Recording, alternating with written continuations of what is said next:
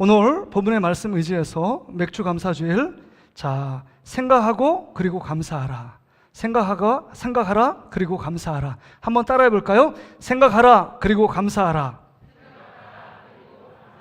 다시 한번요. 생각하라 그리고 감사하라.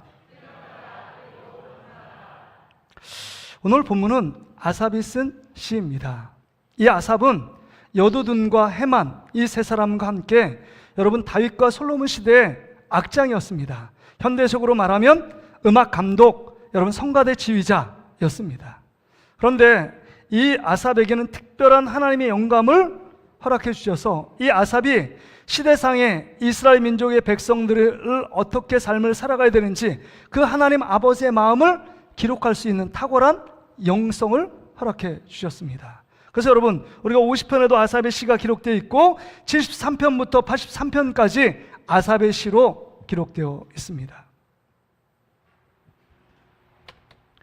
이 아삽의 시가 기록되어 있는데요, 이 아삽이 조금 시대상을 반영하고 있습니다. 이스라엘 백성이 하나님 앞에 잘못된 예배, 형식적이고 습관적인 예배를 드림을 지적하며 이 시편 50편을 기록하고 있는 것입니다. 그런데 우리가 시편 전체를 다 읽어야 되지만 여러분 신약성경 22절과 23절을 읽었습니다. 22절과 23절을 마무리하면서 오늘 본문의 말씀을 제가 한번 읽어볼 테니까 여러분 정확히 한번 여러분 눈으로 따라와 주시길 바랍니다. 하나님을 잃어버린 너희여, 이제 이를 생각하라. 그렇지 아니하면 내가 너희를 찢으리니 건질 자가 없으리라. 감사로 제사를 드리는 자가 나를 영화롭게 하나니 그의 행위를 옳게 하는 자에게 내가 하나님의 구원을 보이리라. 이렇게 말씀합니다. 여러분 22절의 내용과 23절의 내용은 아주 분명한 분위기가 대조를 이루고 있습니다. 22절에는 하나님의 준엄한 심판과 징계를 얘기한다면 23절에는 감사, 구원에 대한 이야기를 하고 있습니다. 어떻게 두 절밖에 되지 않는데 이렇게 반전의 이야기를 써 내려갈 수 있었을까 하는 것입니다. 그런데 저는 이 말씀을 보면서 너무 충격적이에요. 너무 무섭다는 생각이 듭니다. 왜냐하면 여러분 22절에 보세요. 그렇지 아니하면 내가 너희를 찢으리니, 너희를 찢겠다, 너희를 건질 자가 하나도 없다, 이렇게 말씀하고 있는 것입니다. 여러분 찢는다는 표현은 이런 표현입니다. 여러분 맹수가 먹잇감을 잡았습니다. 잡아서 갈기갈기를 찢어 먹는 것입니다. 제가 케냐를 가보니까 그 사자가 톰슨 가재 그 사슴과의 그 사슴을 갈기갈기 찢어 먹는데 뼈같이 찢어 먹는, 뼈같이 으스럭으스럭 그것을 깨어 먹는 그 소리가 온 대지, 광활한 대지에 막 울려 퍼지는 소리를 직접 들은 적이 있습니다. 그런데 이스라엘 민족이 뭘 그렇게 잘못했다고 이렇게 하나님이 갈기갈기 내가 찢겠다, 이런 무시무시한 어마어마한 경고와 심판을 얘기하고 있느냐 하는 것입니다. 그 이유가 뭘까요? 그 이유가 오늘 본문 22절에 보니까 이렇게 등장합니다. 하나님을 잊어버린 너희여, 하나님을 잊어버렸기 때문에, 하나님을 잃어버렸기 때문에 내가 너를 찢겠다라는 것입니다. 그런데 여러분, 하나님의 평가는 이스라엘 백성이 하나님께 제사 드리는 이 모든 행위, 하나님은 너희는 잊어버렸다, 너희의 하나님을 잃어버렸다, 이렇게 말씀하셔서 찢겠다, 반드시 심판하고 멸망시키겠다, 이렇게 말씀하시지만 이스라엘의 평가를 보세요. 이스라엘 사람도 항변할 게 있지 않아요? 내가 언제 하나님을 잊어버린 적이 있습니까? 여러분 8절 말씀을 보세요. 나는 내 재물 때문에 너를 책망하지는 아니하리니, 그러니까 하나님 앞에 재물, 빈손으로 오지 않았다는 것입니다. 절기와 그 다음에 안식일 때 늘 재물을 갖고 하나님께 드렸다라고 이야기하고 있는 것입니다. 또한 여기 보세요. 내 번제가 항상 내 앞에 있음이로다. 내 번제, 구약은 번제를 드렸지만 신약에 와서 하나님 앞에 예배를 드리고 있습니다. 예배가 항상 내 앞에 있다는 것입니다. 그러니까 항상 주일마다 하나님 앞에 예배하러 왔고 빈손으로 오지 않고 하나님 앞에 예물로 하나님 앞에 헌금하며 봉헌했다는 것입니다. 언제 하나님을 잊어버리고 언제 하나님을 기억하지 않은 적이 있느냐라고 이스라엘 백성이 항변하는 것입니다. 심지어 16절에도 보세요. 중반절에 보면 하나님이 이르시되 내가 어찌하여 내 율례를 전하며 내 언약을 내 입에 두느냐. 지금 율례, 하나님의 말씀을 읽고 있고 때때로 하나님 말씀을 전파하고 있습니다 라고 기록하고 있는 것입니다. 그러면 여러분 보세요. 예배가 있어요. 헌금도 있어요. 하나님의 말씀도 읽어요. 그 다음에 말씀도 때때로 전파해요. 그러면 이 이스라엘 백성들의 이 모습 속에 하나님을 잃어버린 것이 아니라 하나님을 높이고 하나님을 기억하고 있는 모습 아닙니까? 그렇다면 이스라엘 백성에게 칭찬과 상급을 주어야 마땅하지 않느냐 하는 것입니다. 목사가 정말 성도들이 가장 예뻐 보일 때는 다른 것이 아닙니다.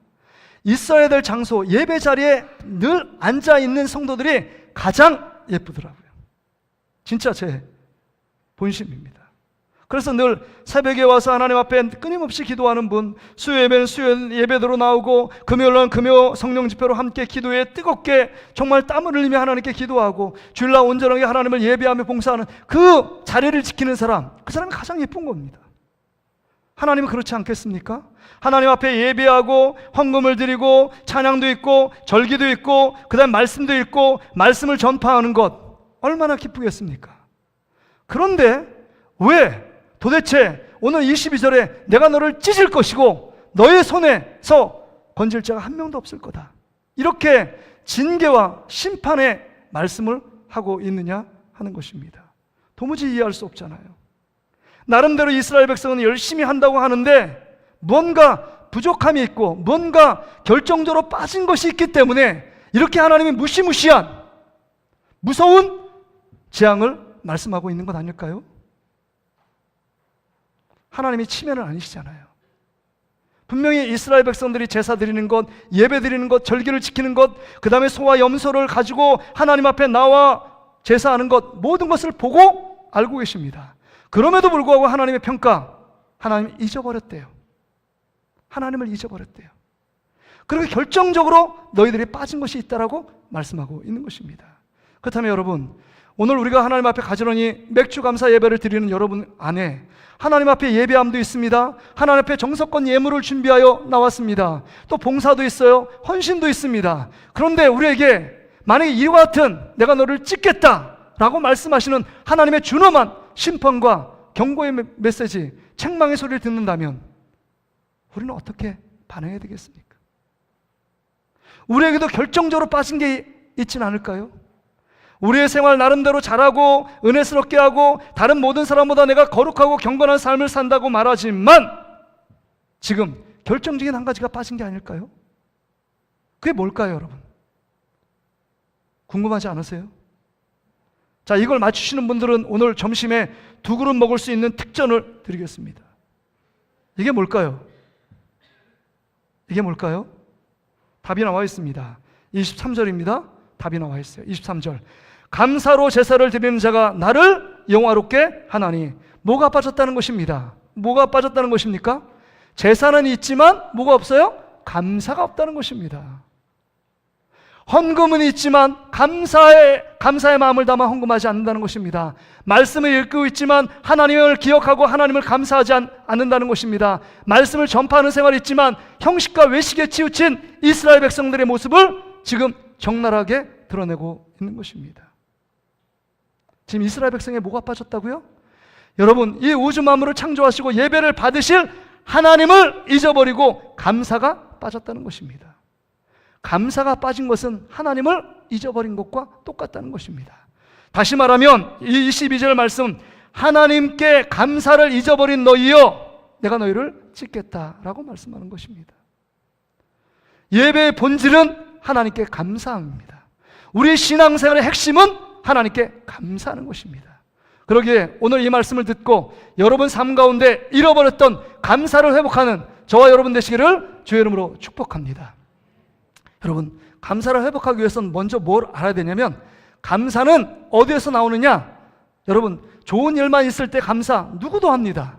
그러나 여러분, 감사는요 범사에 감사라고 사도 바울이 얘기하고 있잖아요. 범사에 감사하기 위해서는 그 감사가 어디서 나와야 되느냐? 여러분, 믿음에서 나온다는 것입니다. 한번 자막을 띄워줘 보세요. 감사는 믿음에서 나온다. 한번 따라합시다. 감사는 믿음에서 나옵니다. 다시 한번요. 감사는 믿음에서 나옵니다. 그러면 제가 질문하면 여러분 믿음이란 답을 해보세요. 자, 감사는 어디에서 나옵니까? 믿음에서 나오는 거예요. 여러분 히브리서 11장 6절에 보면 이렇게 말씀하고 있습니다. 같이 한번 읽어볼까요? 시작. 믿음이 없이는 하나님을 기쁘시게 하지 못하나니 하나님께 나아가는 자는 반드시 그가 계신 것과 또한 그가 자기를 찾는 자들에게 상 주시는 이심을 믿어야 할지니라. 히브리서 11장은 믿음의 장 아닙니까? 믿음의 내용들을 얘기하는데 믿음 꼭 두 가지를 갖춰야 된다. 그 믿음은 하나님이 계신 것과 하나님이 있는 것, 하나님을 잃어버리지 않는 것입니다. 또한 주인 되신 하나님이 우주 만물의 창조주 되신 주인 되신 하나님을 찾고 그 하나님께 나아가는 것, 이게 믿음이라는 것입니다. 그래서 믿음은 하나님이 나의 주인이심을 잊지 않는 것입니다. 뭐라고요? 믿음은 하나님이 나의 주인이심을 잊지 않는 거예요. 그러니까 오늘 보세요. 여러분, 이 하나님을 잊어버린 너희요, 믿음을 잃어버린 것입니다. 그러니까 믿음을 잃어버리니까 당연히 감사가 부재합니다. 감사가 사라졌어요. 여러분, 우리의 주인은 누구시라고요? 우리의 주인은 누구시라고요? 이걸 잊어버리면 감사를 잃어버리고 하나님을 잊어버린 것입니다. 여러분의 생명의 주인도 누구시라고요? 하나님. 교회의 주인은 누구시라고요? 하나님이십니다. 제가 유튜브 이제 설교 준비하기 위해서 유튜브를 이렇게 보는데 아주 짧은 짤로 어떤 목사님이 설교를 촥 하시는데 그 마음이 확 제가 바뀌었어요. 예화를 들었어요. 예화. 근데 제가 네이버로 검색을 해보니까 뭐 그런 예화가 많더라고요. 어느 한 교회가 있습니다. 이게 잘 들어보세요. 한 교회가 있는데 교회가 부흥했나 봐요. 그러면 교회가 성도들이 부흥하니까 주차장이 있어야 되잖아요. 현대교회 영원한 숙제인 주차장. 우리 교회는 주차장 널린 게 주차장. 여러분, 서울을 봐도 주차장이 극심합니다. 주차 전쟁이에요. 근데 주차장이 없어서 성도들이 막 기도를 했나 봐요. 근데 하나님 그 기도를 들으시고 옆에 있는 땅을 무상으로 그냥 그 땅 주인이 쓰라는 것이에요. 그래서 얼마나 감사합니까? 주차장을 쓰라는 거예요. 이 시대에 주차장을 무료로, 그것도 무료로, 세도 월세도 안 받고. 그런데 이 주인이 단 조건을 걸었습니다. 한 가지 조건. 52주 중에 내가 51주 빌려주겠습니다. 그럼 한 주는 절대로 안 돼요. 처음에는요, 성도들이 어떻겠습니까? 51주 준 거면 너무 감사한 거, 너무 감사해요. 이 놀라운 하나님의 은혜 너무 감사했어요. 근데 한 주 주차를 딱 폐쇄하고 막으니까 주차하던 사람이 막 방황하는 거 아닙니까? 그러니까 점점 더 성도들의 마음에 원망과 불평이 생겼습니다. 아니, 빌려주려면 52주 다 빌려주지 왜 51주만 빌려줘가지고 우리 이렇게 힘들게 하냐고. 그래서 이 목사님이 물어봤다는 거죠. 왜 1년 중에 52주 중에서 51주 빌려주고 한 주는 딱 빌려주지 않는 이유가 무엇입니까? 왜 안 빌려주는 겁니까? 이 주인의 말을 정확히 들어보세요. 주인이 뭐라는지 아세요? 그래야 이 땅 주인이 나인지 알죠. 그래야 이 땅 주인이 나인지 알죠. 이렇게 얘기했다는 겁니다.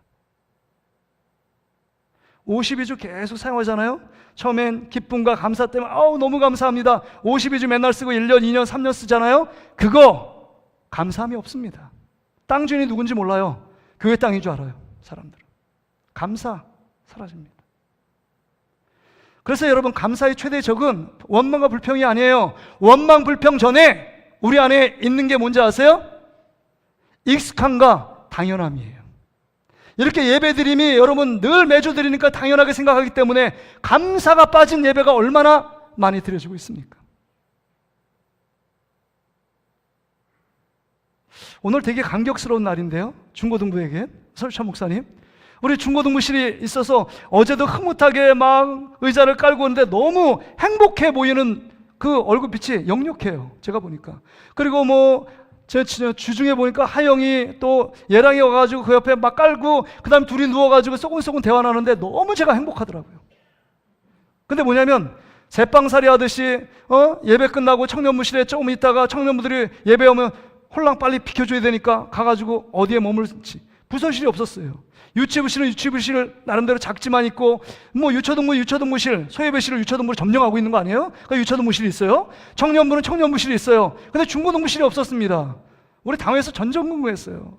저기 옥상을 다시금 개조해서 만들어줘야 되느냐, 뭐 이런저런 생각, 뭐 지하를 개조할까, 제가 막 기도했어요. 근데 우리 장로님들이 생각 아이디어를 잘 냈어요. 그래서 소예배실을 조금 3분의 1을 가른 거 아닙니까? 그 소예배실에 안 쓰던 것. 지금은 너무 감격스러워요. 제가 끝나고 가서 기도할 거거든요. 중고등부실이 있으니까 애들아 행복해, 불행해? 행복하잖아요. 니들만의 실이 있는 거잖아. 근데 지금 행복하죠? 조금 있어 보세요. 부서실이 있다는 거에 대해서 감격해야 할까요? 감동할까요? 감사할까요? 내가 1년 뒤에 물어볼게. 1년 뒤에 맥주 감쓸 때 물어볼게. 정말 부서실이 있어서 행복한지. 사람들은 익숙함에 별로 감사하지 않습니다. 하나님 앞에 구원받은 건 너무 익숙하고 당연하기 때문에 그거에 감사하지 않는 우리의 모습들 봐요. 왜 맥주 감사줄 줘가지고 헌금하라고 강요하는 건 아니야? 이렇게 생각하는 분들이 너무 많습니다. 지금 농경시대도 아니고 뭐 보리 추수하는 시기도 아니고 농사 짓는 농번기도 아닌데 무슨 감사가 있느냐? 여러분, 6개월 동안에 여러분 하나님께서 여러분을 지키시고 인도하시고 보호하시고 이끄신 하나님의 놀라운 은혜를 여러분 잔잔히 생각한다면 여러분 그게 당연한 것도 아니고 익숙한 것도 아닙니다. 하나님의 특별한 보호하심과 인도하심이 있었다고 생각하면 여러분 하나님께 특별한 감사를 드리는 저와 여러분 되시기를 주의 이름으로 축복합니다. 그러기에 여러분 우리에게 감사할 게 넘쳐요. 뭐냐면 제가 한 주 안 드린다, 한 주 주당 빌려주지 않는다, 이 말을 듣고 제가 들어온 게 있어요. 진짜 감사구나. 뭐가 감사냐? 여러분 자녀들 가운데 여러분 부모의 말을 안 듣고 힘들게 만들고 사고만 치고 움직이는 기도 제목처럼 자녀들이 힘들게 합니까? 여러분 지금부터 그 자녀를 위해서 감사하세요. 그 자녀 때문에 감사하시길 바랍니다. 하나님은요 그 자녀의 주인이 하나님이심을 깨닫게 하시는 과정입니다. 할렐루야. 그 자녀가 내가 배 아파서 나와서 내가 내 자녀 왜 내 말 안 듣지, 내 뜻대로 행하지 않지 라고 원망하지만 그 자녀는 하나님이 주인된 하나님의 자녀입니다. 여러분의 직장생활, 여러분의 사업장, 여러분 직장생활에 정말 나쁜 못된 상사를 만나서 힘들고 어렵습니까? 사업장 하는데 정말 돈이 안 들고 이 어려운 경제 상황에서 힘듦을 경험하고 있습니까? 지금부터 여러분 감사를 심으십시오. 감사할 것이에요. 왜냐하면 여러분 직장과 그 사업장의 주인은 하나님이심을 깨닫게 하기 위하여 그 고통, 잠시의 어려움을 허락하시는 것입니다. 만약에 여러분 52주 늘 승승장구하고 52주 늘 기쁨만 있다면 그 기쁨 때문에 처음엔 감사하겠지만 당연하게 여겨요. 그 성공이 익숙해집니다. 감사가 없어져요. 그리고 또 작은 거에 불평하며 원망할 수 있다는 것입니다. 여러분이 건강이 무너져 있습니까? 그것 때문에 또 감사하십시오. 하나님께. 우리 몸의 생명의 주인이 하나님이심을 깨닫게 하시는 겁니다. 그러기에 우리의 모든 일상 속에 하나님을 기억하며 믿음으로 반응할 때 우리 속에 넘치는 하나님의 축복들을 경험할 수 있는 겁니다. 그래서 여러분 우리의 삶은요 해석에 달렸어요. 믿음의 관점으로 어떻게 삶을 살아가느냐, 익숙함과 당연함 때문에 원망하고 불평하며 그냥 살아가느냐? 그렇지 않습니다. 어려움과 고통 속에서도 하나님의 계심과 이 모든 만물의 주인 되신 하나님을 기억함으로 믿음 안에 반응하면 언제든지 우리가 하나님 앞에 감사를 쏟아낼 수 있다는 것입니다. 여러분의 모든 처한 환경 속에서 하나님께 믿음을 갖고 감사로 반응하는 저와 여러분 되시기를 주의 이름으로 축복합니다. 여러분 누가복음 17장에 보면 예수님이 10명의 문둥병자, 정말 불치병자를 고치는 사건이 나오잖아요. 그런데 그 중에서 제사장에게 내 몸을 보이러 가라, 그러니까 그 말씀에 순종함으로 갔습니다. 여러분 하나님의 기적을 보기 원하십니까? 하나님 말씀에 순종하면 기적이 일어나는 줄 믿습니다. 그러니까 제사장을 보러 가는 중에 10명이 다 치료를 받았습니다. 여러분 10명이 다 치료받았다면 여러분은 어떻게 반응하시겠습니까? 그 명령을 하고 그 고치신 예수님께 가서 살아야 되지 않겠습니까? 있는 거 없는 거 돈을 다 해서 조금이라도 선물을 가지고 가며 우리 예수님 감사합니다, 예수님이 고치셨습니다 라고 고백하며 감사해야 되지 않을까요? 살아야 되지 않을까요? 제 딸이, 셋째 딸이 지금 교정을 2년 6개월 동안 하고 있거든요. 근데 교정이 거의 끝났어요. 끝나고 이제 교정을 풀고 레일을 풀고 마우스피스 같이 이렇게 틀니 같은 것도 보조 장치를 하고 있거든요. 근데 그 의사분이 너무 꼼꼼하게 하시는 거예요. 저도 교정을 좀 해봤고 첫째 아들도 교정을 했는데 그것과 비교되지 않도록 너무 꼼꼼하게, 너무 세심하게 정성을 들여서 해주는 겁니다. 너무 감사해서 그 옆에 있는 떡집에 가가지고 떡 아내하고 조그만 거 사가지고 원장님한테 드리고 왔어요. 당연히 그렇게 살아야 되는 거 아닙니까? 불치병에서 여러분 치료받았다면 뭔가 감사함이 있어야 되잖아요. 근데 10명 중에 9명은 그거 당연해, 익숙해, 이렇게 생각하고 그냥 돌아간 것입니다. 한 명, 진짜 이방인 취급하는 사마리아 사람 한 사람이 예수님께 와 뭐라고 얘기하느냐, 이렇게 얘기하는 거 아닙니까? 누가복음 17장 15절 16절 보세요. 자, 눈으로 따라와 보시길 바랍니다. 그 중에 한 사람이 자기가 나온 것을 보고 큰 소리로 하나님께 영광을 돌리며 돌아와. 16절 같이 읽습니다. 시작.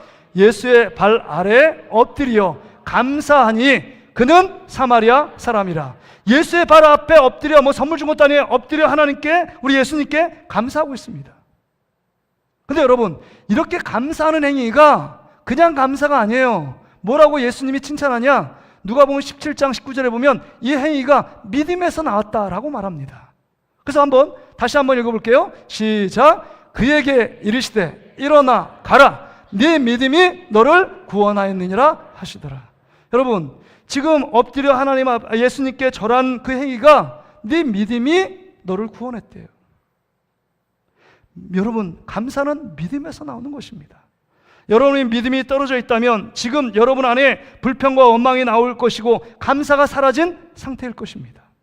여러분, 믿음이 충만하면 어떤 것도 해석하면서 하나님이 주시는 은혜지, 하나님께서 이 모든 상황 가운데 이 모든 만물을 만드신 주인을 기억하라는 하나님의 뜻이지 라고 감사합니다. 여러분, 여러분이 감사가 믿음에서 나오는 것을 알고 믿음으로 드려지는 모든 삶에 감사로 넘치시기를 주의 이름으로 축복합니다. 두 번째는요, 오늘 이 말씀을 통해서 감사하는 자를 하나님이 기뻐하신다는 거예요. 여러분 23절을 보세요. 감사로 제사를 드리는 자가 나를 영화롭게 한다. 나를 영화롭게 한다는 건 나를 기쁘게 한다는 겁니다. 제사 안에, 제사가 이스라엘 백성의 기본 중에 기본이고 삶의 모든 삶의 중심에 제사가 있습니다. 그러니까 제사를 본질적인 하나님 앞에 드리는, 하나님께 감사로 제사를 드리는 자는 하나님이 기뻐하신다는 거예요. 제사만 기뻐하겠습니까? 일상의 크고 작은 문제에 감사하는 자를 하나님께서 인정하시고 하나님께서 칭찬하시고 하나님께서 하나님을 영화롭게 하는 그 자를 하나님께서 축복하시겠다. 그러면서 이렇게 말하는 것이 아닙니까? 그의 행위를 옳게 하는 자에게 내가 하나님의 구원을 보이리라. 네가 위경 가운데 있느냐, 연약한 가운데 있느냐, 아픈 가운데 있느냐, 내가 그 모든 상황에서 너를 구원해 주시겠다라고 하나님이 말씀하고 있는 것입니다. 여러분, 그러기에 감사가 기적인 줄 믿습니다. 감사하면 하나님을 기쁘게 하는 거예요. 근데 여러분, 지금 시대가 감사가 부재된 시대 아닙니까? 감사가 없는 시대예요. 그래서 우리 새벽에 디모데후서 강의하고 있잖아요. 디모데후서에 보면 3장의 말세의 풍조에 대해 얘기하고 있습니다. 말세의 풍조가 뭐라고 하냐면 나를 사랑하고 돈을 사랑하고 그 다음에 자긍하며 감사치 아니하고 부모를 거역하며, 이런 말이 나옵니다. 감사치 아니하는 시대가 지금 시대예요. 여러분의 자녀들이 삼시세끼 밥 해줬다고, 공부시켜줬다고 여러분 부모에게 깊이 감사하는 시대입니까? 아니잖아요. 예전에는 공부만 시켜줘도 감사하고 부모님이 존재함으로 인하여 감사한 마음이 있었던 시대와는 전혀 다른 시대를 살고 있습니다. 로마서 1장에 보면 사도 바울이 이 진노의 시대를 얘기할 때 하나님을 영화롭게 하지도 아니하며 감사치도 아니하는 시대, 이 시대라 라고 말하고 있습니다. 감사가 사라진 시대, 감사가 부재한 시대입니다. 어느 중년 여성이 자기 친구 집에를 찾아간 거예요. 근데 친구 집에 찾아가면 빈손으로 갈 수 없잖아요. 그래서 과일 바구니를 사가지고 들고 그 집에 찾아갔습니다. 초인종을 누르고 그 주인 친구한테 이걸 딱 안긴 거예요. 과일 바구니. 근데 쫄쫄쫄 조그만 소녀 여자아이가 딱 나오는 겁니다. 딸이겠죠? 그래서 과일 바구니에 든 사과, 예쁜 사과를 꺼내서 이 아이에게 줍니다. 딸 아이에게. 근데 이걸 딱 받았는데 너무 강력한 건지 모르지만 받고 가만히 있는 겁니다. 가만히 있어요. 그래서 절 봐, 날 봐라. 사과를 지금 받았어. 사과를 받았으면 유초등부 사과를 받았으면 이렇게 예쁜 사과를 주었으면 손님이 와서 주었으면 뭐라고 대답할까? 뭐라고? 고맙습니다. 자, 박수 한번 쳐주세요. 박수. 근데 그렇게 대답하지 않았다는 거지. 그러면 당연한 거니까. 그럼 얘기도 안 했을 거야. 근데 이걸 받으면 분명히 고맙습니다, 감사합니다라고 해야 되는데 받고 가만히 있는 거예요. 그러니까 그 중년 부인이 너무 멋쩍잖아요. 그러니까 엄마가 딱 보더니 눈치 보더니 야, 자 받았으면 뭐라고 해야지? 야, 책을 하고 욱박지릅니다. 너 그거 받았으면 뭐라고 해야 돼? 딱 그러니까 뭐라고 하는지 아세요? 자, 뭐라고 했겠니? 3그릇 준다. 점심 3그릇. 땡큐? 땡큐 아닙니다. 이렇게 얘기했다는 거예요. 뭐라고 해? 빨리 얘기해. 그러니까 네, 껍질 까주세요. 이게 뭔지 아세요? 그 부모가 가르친 거예요. 지금 이 사과에 농약이 많이 묻었으니까 어떤 다른 낯선 사람이 사과 주면 껍질 까서 먹어야 된다. 너희 건강을 위해서. 감사합니다. 이런 말은 가르치지도 않았습니다. 듣도 보지도 못한 말이에요. 감사합니다는. 지금 시대가 이런 시대에 살고 있습니다. 제가 안산에서 전임을 처음 하는데 그때 부목사로 있었는데요. 사무실에 이렇게 똑똑 두둥겨요. 대부분 성도들이 찾아와서 뭐 여러 가지 민원하면 그런 여러 가지 문제를 해결하는데 어느 날 막 다급하게 두둥겨요. 어떤 사람이. 그래서 딱 열어보면 성도 아니면 거린들이 많아요. 교회 오면 뭐 도와줄 거라고 생각했어. 그래서 남녀하게 옷차림에 허름하게 차림하는 사람도 있는데 되게 중년에 딱 갖춰 입은 사람이 오늘 찾아왔는데 막 하는데 자기가 엄청나게 사업을 크게 했는데 부도 맞아가지고 지금 힘들고 어려웠는데 막 그 얘기를 계속 하는 거예요. 결론적으로 뭐냐? 돈 좀 주세요. 이 얘기예요. 그런데 돈을 달라고 하니까 제가 있는 거 지갑에 꺼내보니까 돈 2,000원이 딱 있는 거예요. 2,000원이. 그래서 2,000원을 꺼내가지고 제가 이렇게 드렸어요. 드리는데 이렇게 상금을 받는 게 아니라 확 낚아채요. 그것도 기분 나빴는데 저를 그거 받고 뭐냐면 위아래를 훑어보는 거예요. 훑어보면서 내가 그지가 아니라 네가 그지네 이런 생각을 하고 있는 것 같아요. 이렇게 훑어보면서 기분이 너무 상당히 그 눈빛을 보는 때 너무 기분이 안 좋은 거예요. 그래서 제가요 그 돈 뺏고 싶더라고. 가서 아이씨 괜히 줬네. 아니 2,000원 주면서 그 받아도 내가 그래도 제가 더 있으면 더 주고 싶다, 감사하다 말하면 더 주고 싶다 이렇게 마음이 들 텐데 전혀 그런 마음이 안 들고 막 위아래를 훑어보면 확 낚아차면서 아유, 이거를 돈이라고 주고 내가 거지가 아니라 네가 거지다 이런 생각을 하는 게 이게 옳은 생각일까요? 감사가 없어요. 작은 일에 감사하는 사람은 아마 작은 일에 감사하지 않으면 큰 일도 감사하지 않을 겁니다. 우리 하나님 아버지의 마음이 그런 마음 아닐까요?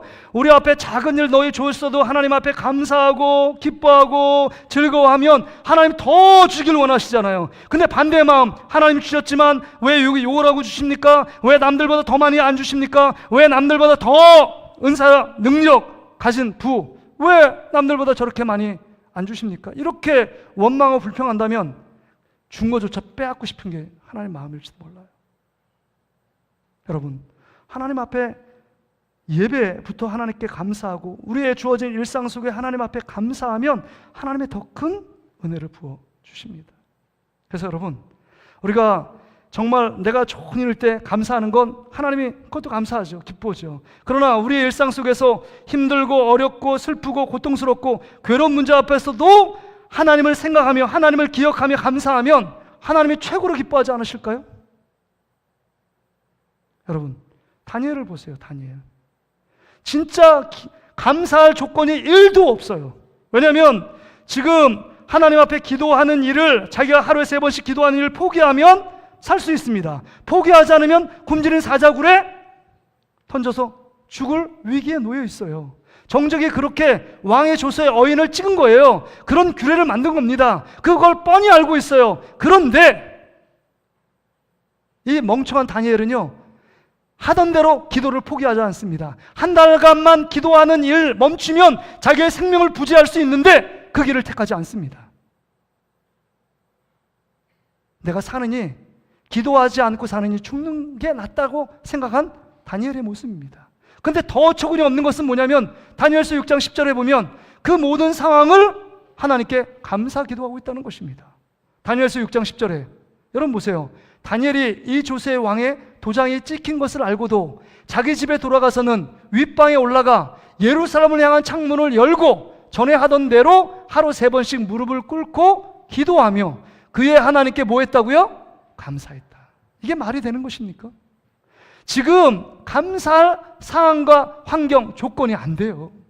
우리는 감사할 상황이 있을 때 감사도 잘 못하는데 감사할 상황이 1도 없습니다. 제가 볼 때. 그럼에도 불구하고 이런 상황 가운데 하나님 매일마다 3번씩 기도할 수 있는 이 시간 주셔서 감사합니다. 난 조금 있다 죽어도 저는 괜찮습니다. 하나님께 감사합니다. 지금까지 하나님이 지키신 은혜에 감사합니다. 구체적으로 감사의 내용은 안 나오지만 하나님께 감사하고 있는 다니엘의 모습이에요. 사드락 메삭 아벳느고도 마찬가지입니다. 금신상에 내가 절하지 않겠고 하나님이 나를 이 풀문불 속에서 건져주셔도 감사하지만 그리 아니하실지라도 감사하며 그냥 절하지 않고 정말 믿음으로 그 풀문불 10배나 뜨겁게 한 풀문불을 향하여 달려가고 있는 것입니다. 고난 중에, 어려움 중에, 진짜 이해할 수 없는 상황 중에도 하나님께 감사합니다. 감사합니다. 여러분, 정말 억울하면 요셉처럼 억울했을까요? 형제들의 모함을 받고 정말 시기를 받아서 정말 애굽에 노예로 팔려가고 노예 생활 열심히 한 것밖에 없는데 그것 때문에 누명을 써서 죄수의 신분으로 전락합니다. 그런 상황 가운데 있고 그 다음에 애굽의 총리가 돼서 정말 이스라엘 민족의 70명을 이제는 잘 보호하고 250만이 넘는 나라 전체를 만드는 정말 그 기본적인 모든 기틀을 마련한 인물이 요셉 아닙니까? 근데 요셉의 아버지 야곱이 죽으니까 형제들이 다 막 난리가 났어요. 가족 회의를 합니다. 야, 이제 우리의 버팀목인 아버지 야곱이 죽었는데 이제는 요셉 동생이 우리에게 당한 그 고난 때문에 우리를 죽이지 않을까? 염려하고 근심하며 걱정합니다. 근데 여러분, 요셉이 하는 말이 있어요. 창세기 50장 20절에 믿음은 해석이잖아요. 삶은 해석이잖아요. 뭐라고 해석하냐? 이렇게 해석합니다. 당신들은 나를 해하려 하였으나 하나님은 그것을 선으로 바꾸사 오늘과 같이 많은 백성의 생명을 구원하게 하시려고 나를 이 애굽 땅에 보내는 계획이 있었다. 그러기에 형제들 나를 두려워하지 말라고 하나님이 그 모든 과정 가운데 순리대로 하나님이 그 악을 선으로 바꾸셨다고. 얼마나 놀라운 고백입니까? 진짜 원망하고 왜 그랬니? 왜 그랬습니까? 라고 따지고 묻고 싶은 마음이 굴뚝 같은 모습이었겠지만 요셉은 그렇지 않았습니다. 하나님이 그 상황 가운데 하나님의 뜻을 깨닫고 하나님 아버지의 마음을 깨닫고 하나님을 생각하니 하나님께 감사하고 있는 여러분 요셉의 모습을 보잖아요. 그러기에 여러분, 우리는 모든 삶에 있을 때 우리는 늘 기억해야 합니다. 힘들고 어려워도 그 다음에 기쁨과 즐거움이 있어도 여러분 로마서 8장 28절의 말씀을 기억해야 돼요. 하나님을 사랑하는 자, 곧 그 뜻대로 부르심을 입은 자들에게는 모든 것이 뭐 한다고요? 합력하여 선을 이루신다. 할렐루야.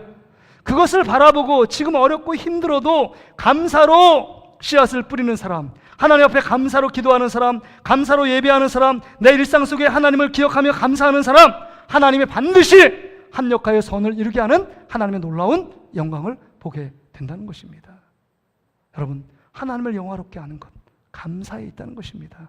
14절 15절에도 오늘 본문에 이렇게 얘기하잖아요. 14절 감사로 하나님께 제사를 드리며 지출하신 이에게 내 소원을 갚으며 환난 날에 나를 부르라. 내가 너를 건지리니 네가 나를 영화롭게 하리라. 감사로 드리는 자들, 하나님께 환난 날에 기도하면 반드시 내가 너에게 기쁨을 주겠다라고 말씀해 주고 있는 것입니다. 바라기는 여러분 삶 가운데 다시금 감사를 회복하는 저와 여러분 되시기를 주의 이름으로 축복합니다. 그런데 우리의 문제는 뭐예요? 이게 절기를 지키면서 지키지 않으면 매일마다 감사할 것 같지만 감사가 늘 사라집니다. 늘 불평과 원망이 쏟아져요. 그러니까 여러분 부활절 감사 예배, 또 우리 맥주 감사절 예배, 추수 감사절, 감사절을 지키는 이유는 일상에 감사하지 못하기 때문에 그것을 기억하고 다시금 잃어버렸던 감사를 회복하라는 것입니다. 그러게 여러분, 오늘 우리가 늘 예배할 때도 감사가 빠져 있고 우리의 일상적인 삶 속에 감사가 부재되어 있다면 오늘 해결책을 지금 뭐라고 말씀하시느냐? 22절 말씀을 다시 한번 보세요. 하나님을 잃어버린 너희여 이제 이를 생각하라. 하나님을 잃어버린 너희여 이것을 생각하래요. 잃어버린 하나님을 생각하라. 그렇지 않으면 심판과 재앙이 너에게 따른다. 이제 생각할 것을 생각해야 합니다. 헛된 생각, 죄악된 생각, 내 욕심의 생각이 아니고 하나님을 생각, 우리의 창조자 되신 하나님, 우리의 주인 되신 하나님, 정말 우리 가운데 52주 중에 51주 빌려주고 1주 안 빌려줬는데 이 땅 주인은 그 주인이구나. 그러기에 그 주인된 그 분에게 감사해야 되겠구나 깨닫는 것입니다. 선악과를 준 것이 우리 죄 짓기 위해 선악과를 준 것이 아니라 그 선악과를 통해서 피조물과 창조주는 다르고 하나님을 내가 기억하며 내가 하나님을 경배하며 하나님을 예배할 대상이구나 깨닫게 하기 위해 선악과를 만든 건 아닙니까? 우리를 힘들게 만들고 우리를 죄 가운데 만들고 우리 고통 가운데 좌절 가운데 눈물 짓게 만들기 위해 선악과를 준 게 아니라는 것입니다. 여러분, 하나님이 만드신 모든 만물은 선하지 않은 것이 없습니다. 목적을 따라 원수의 목전에 상을 베푸시고 원수들도 있는 것은 우리를 돕기 위하여 하나님께서 합력한 선을 이루게 한 하나님의 특별한 계획과 또한 뜻이 담겨져 있다는 것입니다. 여러분, 하나님을 생각하시기를 주의 이름으로 축복합니다. 그래서 구약에는 그 하나님을 생각하여 기억하라는 말이 계속 나와요. 낮에는 구름 기둥이요 밤에는 불 기둥이요, 또 그 다음에 홍해를 가르신 하나님을 기억하라, 반석에서 물을 내신 하나님을 기억하라, 모든 만물을 창조하신 하나님을 기억하라. 기억하라. 기억한다는 건 생각한다는 거잖아요. 생각한다. 근데 신약에 와서는요 이제는 여러분 생각하라고 바뀌어요. 그래서 히브리서 3장 1절에 보면 이것을 생각해야 합니다. 우리 같이 한번 읽어볼까요? 시작. 그러므로 함께 하나님의 부르심을 받은 거룩한 형제들아, 우리가 믿는 도리의 사도이시며 대제사장이신 예수를 깊이 생각하라. 여러분, 예수 그리스도를 깊이 생각하면 우리 하나님께 감사가 터져나온다는 것입니다. 우리의 죄를 위해서 십자가에서 자기의 살을 찢고 그 다음 피를 흘려주신 그 예수 그리스도, 우리를 구속하시고 대속하신 그 예수 그리스도를 생각하면 내가 구원받은 것, 내가 이 자리에 앉아 예배드릴 수 있는 이 모든 것 하나님의 넘치는 은혜요 예수 그리스도의 희생과 사랑이구나, 이걸 깨닫게 된다는 것입니다. 여러분, 잔잔히 생각해 보세요. 여러분, 6개월 동안의 우리의 삶을 생각해 보세요. 맥주철은요 첫 소산물입니다. 보리를 심었어요. 근데 처음 소산이 뭐가 그렇게 풍성하겠습니까? 별 볼 일 없어요. 별로 기대치 부응하지 않는 조그만 소산물입니다. 그럼에도 불구하고 그것을 갖고 하나님을 기억하며 감사함으로 하나님을 예배하는 게 맥주철의 기원입니다. 그런 것처럼 우리의 6개월의 우리의 성적표가 어떤 사람에겐 100점을 맞은 사람도 있고 어떤 사람에겐 50점 맞은 사람도 있고 어떤 사람은 마이너스 50점, 마이너스 100점이 된 사람도 있을 줄 몰라요. 그럼에도 불구하고 우리의 형편과 상황이 어떠하든지 간에 우리는 그 모든 상황 속에서 우리 예수 그리스도를 기억하고 하나님을 생각하면 우리 속에 다시금 감사함이 터져나오게 되는 것입니다. 샘물이 텄듯이, 유전이 텄듯이 우리 안에 감사가 터지면 하나님의 넘치는 사랑이 터지게 될 줄 믿습니다. 그래서 여러분, 우리가 이 시간에 우리가 여러분에게 한 가지 딱 숙제를 드립니다. 오늘 주보를 보면요, 주보에 보면 여러분 그냥 여기 설교 노트 이렇게 나와 있는데 여러분 뭐 유치부, 유초등부, 뭐 청년 중고등부도 쓰라고 나와 있지만 여러분이 한번 써보세요. 집에 가셔서 여기서 여러분 목장 모임할 때 여러분 상반기 동안에 하나님이 함께 하셨던 그 감사의 그 제목들을 한 5가지 써보세요. 그 자녀들과 함께 자녀들하고 얘기해 보세요. 남편과 아내 얘기해 보세요. 그 풍성한 감사의 일들을 여러분 나누면서 우리 예수님과 우리 하나님과 성령님을 생각해 보세요. 지금까지 뭐 성적표가 좋든 좋든 좋지 않든 하나님의 작품이었구나, 하나님의 은혜였구나, 이것을 깨닫게 된다는 것입니다. 여러분, 하나님이 여러분을 너무 사랑하십니다. 하나님이 당신을 최고로 사랑하십니다. 그러기에 십자가에서 여러분을 구원하기 위해 죽으셨습니다. 하나님의 구원의 역사가 날마다 여러분의 감사의 입술로 선포될 때마다 넘쳐나는 은혜가 있기를 주의 이름으로 축복합니다. 우리 찬양